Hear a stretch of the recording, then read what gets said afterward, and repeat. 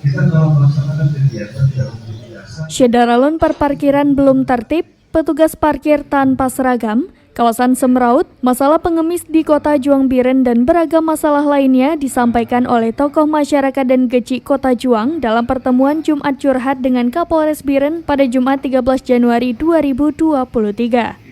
Pertemuan yang dihadiri puluhan tokoh masyarakat, perwakilan organisasi kepemudaan berlangsung di Coffee Break Biren. Dalam pertemuan tersebut, satu persatu perwakilan warga menyampaikan beragam informasi seputaran Kota Juang. Salah satunya, persoalan parkir yang belum tertib, petugas parkir sebagian belum ada baju seragam, kemudian keberadaan pengemis di Biren dan sarang burung walet, dan lainnya. Permasalahan pembinaan generasi muda juga disampaikan tokoh masyarakat dalam pertemuan tersebut. Selain tokoh masyarakat, Geci Camat Kota Juang Musni Syaputra juga ikut menyampaikan beragam masukan dan permasalahan di Kota Juang Biren.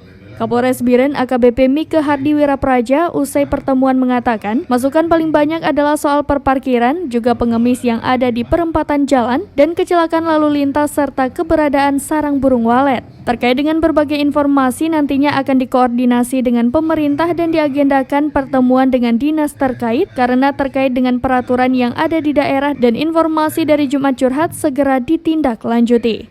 Dari Biren, Yusmadin Idris, serambinews.com.